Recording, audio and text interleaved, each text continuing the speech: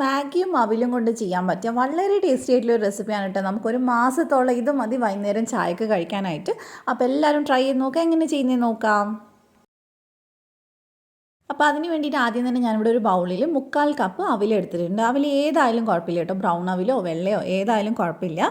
ഇനി നമുക്ക് ഇത് നന്നായിട്ടൊന്ന് കഴുകിയെടുക്കണം. അപ്പോൾ ഏകദേശം ഒരു 1.5 കപ്പ് വെള്ളം ഒഴിച്ചിട്ട് നല്ലപോലെ ഒന്ന് കൈ വെച്ചിട്ടൊന്ന് തിരുമ്മിയിട്ട് നമുക്കിതൊന്ന് കഴുകിയെടുക്കാം. അപ്പോൾ നന്നായിട്ട് കഴുകി വെള്ളം ഞാൻ മുഴുവനൊന്ന് കളഞ്ഞെടുത്തിട്ടുണ്ട്. ചെറിയൊരു നനവുണ്ട് കേട്ടോ, ഇങ്ങനെ തന്നെയാണ് വേണ്ടത്. ഇനി നമുക്ക് ഈ ഒരു നനവോടെ തന്നെ ഇതിനൊന്ന് അടച്ച് വെച്ചിട്ട് ഒരു 10 മിനിറ്റ് അങ്ങ് മാറ്റി വെക്കാം. നന്നായിട്ടൊന്ന് കുതിർന്ന് നമുക്ക് കിട്ടാൻ വേണ്ടിയിട്ടാണ്. അപ്പോൾ ഇത് 10 മിനിറ്റ് കഴിഞ്ഞിട്ടുണ്ട്. ഇത് കുതിർന്നിട്ട് ഇങ്ങനെ എന്താ പറയുക, ഒരു ഉതിർന്ന് വീഴുന്ന ഒരു പരുവത്തിലായിട്ടുണ്ട്. ഇനി നമുക്കിതിനകത്തോട്ട് വേണ്ടത് ഉരുളക്കിഴങ്ങ് പുഴുങ്ങിയിട്ട് ഉടച്ചെടുത്തിട്ടുള്ളതാണ്. അപ്പോൾ ചെറിയ 2 ഉരുളക്കിഴങ്ങ് നന്നായിട്ട് വേവിച്ച് ഉടച്ചെടുത്തിട്ടുണ്ട്. പിന്നെ ഒരു ചെറിയ സവാള ചെറുതായി കട്ട് ചെയ്ത് ചേർത്തിട്ടുണ്ട്. കുറച്ച് മല്ലിയില, അതുപോലെ തന്നെ കുറച്ച് കറിവേപ്പിലയും കൂടെ കട്ട് ചെയ്ത് ചേർത്ത് കൊടുക്കുക. ഇനി നമുക്ക് ഇതിലേക്ക് ഒരു 1/2 ടീസ്പൂൺ ഇഞ്ചി വെളുത്തുള്ളി പേസ്റ്റ് ചേർത്ത് കൊടുക്കുക. അതിൻ്റെ കൂടെ തന്നെ എരിവിന് ആവശ്യത്തിന് മുളക് പൊടി, ഞാൻ ഇവിടെ ഏകദേശം 1 ടീസ്പൂൺ കാശ്മീരി മുളക് പൊടി എടുത്തിട്ടുണ്ട്. 1/4 ടീസ്പൂൺ മഞ്ഞൾപ്പൊടി എടുത്തിട്ടുണ്ട്. പിന്നെ ഒരു 1/4 ടീസ്പൂൺ ഗരം മസാല ചേർത്തിട്ടുണ്ട്.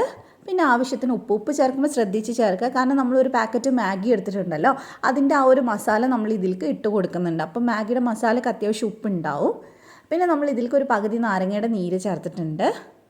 ഇനി നമുക്കിത് കൈ വെച്ചിട്ട് നന്നായിട്ടൊന്ന് മിക്സ് ചെയ്തിട്ടെടുക്കാം. നല്ലപോലെ മസാലയും അതുപോലെ തന്നെ ഉരുളക്കിഴങ്ങും അവിലൊക്കെ നന്നായിട്ട് മിക്സ് ആയിട്ട് കിട്ടണം. അപ്പോൾ ഇത് കുറച്ചൊന്ന് ഡ്രൈ ആയിട്ടുള്ള, അപ്പോൾ ഞാൻ 1 ടേബിൾ സ്പൂൺ വെള്ളം കൂടെ ഒഴിച്ചിട്ട് ഒന്ന് നന്നായിട്ട് കുഴച്ചെടുക്കുന്നുണ്ട്. നമുക്കിത് ബോൾസ് ആക്കി എടുക്കണം, കട്ട്ലറ്റിൻ്റെ ഷേപ്പിലേക്ക് മാറ്റിയെടുക്കണം. അപ്പോൾ അതിന് വേണ്ടിയിട്ട് നമുക്ക് ആവശ്യമുണ്ടെങ്കിൽ മാത്രം വെള്ളം ഒഴിച്ച് കൊടുക്കുക. അപ്പോൾ നല്ലപോലെ കുത്തി നമ്മൾ ഇളക്കിയെടുത്തിട്ടുണ്ട്. ഇനി ഇതുപോലെ നമുക്കൊന്ന് കട്ട്ലറ്റിൻ്റെ ഷേപ്പാക്കി എടുക്കാം. അപ്പോൾ നമ്മൾ ഇന്ന് മാഗിയും അവിലും വെച്ചിട്ട് ഒരു അടിപൊളിയായിട്ടുള്ളൊരു കട്ട്ലറ്റാണ് കേട്ടോ ഉണ്ടാക്കുന്നത്. അപ്പോൾ കട്ട്ലറ്റിൻ്റെ ഷേപ്പിലേക്ക് നമുക്ക് ഇതിനെ എല്ലാത്തിനെയും ഒന്ന് മാറ്റിയെടുക്കാം. അപ്പോൾ സൈഡ് കുറച്ച് കനത്തിൽ വേണം നമ്മൾ ചെയ്തെടുക്കാനായിട്ട്. അപ്പോൾ ഇത് ഈ ഒരു പരുവത്തിൽ കേട്ടോ, കുറച്ചൊന്ന് കട്ടിക്കാൻ നമ്മൾ ചെയ്തിട്ടുള്ളത്, എന്നാൽ ഒരുപാട് കട്ടിയല്ല. അപ്പോൾ എല്ലാം നമ്മളിവിടെ ചെയ്തെടുത്തിട്ടുണ്ട്. ഇനി നമുക്ക് മാഗി വെച്ചിട്ട് അടുത്ത പരിപാടി ചെയ്യാം. അപ്പോൾ അതിന് വേണ്ടിയിട്ട് ഞാനിവിടെ മിക്സിഡ് ചെറിയ ജാർ എടുത്തിട്ടുണ്ട്. ഇതിലേക്ക് നമുക്ക് മാഗി ചെറുതായിട്ടൊന്ന് കൈ വെച്ചിട്ട് പൊടിച്ചിട്ട് ചേർത്ത് കൊടുക്കാം. അപ്പോൾ ചെറുതായിട്ടൊന്ന് പൊടിച്ചിട്ടാണ് കേട്ടോ ചേർക്കുന്നത്. അപ്പോൾ ഇതിന് വേണ്ടിയിട്ട് നമുക്ക് ഒരു പാക്കറ്റ് മുഴുവനായിട്ട് വേണ്ടി വരും. അപ്പോൾ ഞാൻ ചേർത്തിട്ടുണ്ട്. ഇനി നമുക്കിത് അടച്ച് വെച്ചിട്ട് ജസ്റ്റ് ഒന്ന് 2 തവണയായിട്ടൊന്ന് പൾസ് ചെയ്തെടുത്താൽ മതി. പിന്നെ ഇത് ഒരുപാട് പൗഡർ മാതിരി ആക്കരുത്, ജസ്റ്റ് ഒന്ന് ചെറുതായിട്ടൊന്ന് റവയുടെ ആ ഒരു പരുവുണ്ടല്ലോ, ആ ഒരു പരുവത്തിലാണ് നമ്മൾ ചെയ്തെടുത്തിട്ടുള്ളത്. ഇനി നമുക്ക് ഒരു മൈദയുടെ പേസ്റ്റ് ഞാൻ ഉണ്ടാക്കിയിട്ടുണ്ടായിരുന്നു, നമ്മൾ കട്ട്ലറ്റിനൊക്കെ ചെയ്യുന്ന പോലെ തന്നെ. അതിലേക്ക് നന്നായിട്ട് ഡിപ്പ് ചെയ്തെടുത്തതിന് ശേഷം ഈ ഒരു മാഗിയുടെ മിക്സിൽ നന്നായിട്ട് കോട്ട് ചെയ്തെടുക്കുക.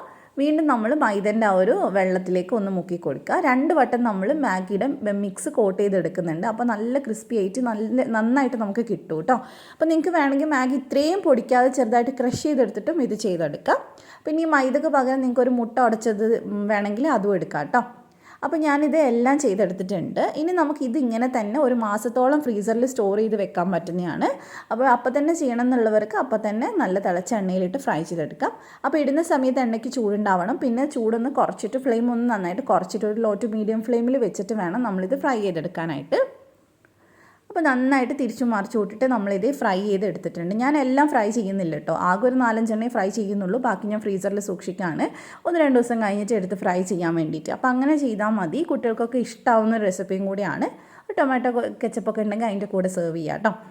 അപ്പോൾ അത് നല്ല അടിപൊളിയായിട്ടുള്ള അവിലും മാഗിയും വെച്ചിട്ടുള്ള കട്ട്ലറ്റ് ഇവിടെ റെഡി ആയിട്ടുണ്ട്. പുറം ഭാഗം അത്യാവശ്യം ക്രിസ്പിയാണ്, ഉള്ളിൽ നല്ല സോഫ്റ്റ് ആയിട്ട് ഉണ്ടാവുക. അപ്പോൾ എല്ലാവരും ട്രൈ ചെയ്ത് നോക്കുക. റെസിപ്പി ഇഷ്ടമായിട്ടുണ്ടെങ്കിൽ ധ്യാൻസ് കണ്ണൂർ കിച്ചൻ സബ്സ്ക്രൈബ് ചെയ്യുക. ഫേസ്ബുക്കിലാണ് കാണുന്നെങ്കിൽ പേജ് ഫോളോ ചെയ്യുക. താങ്ക്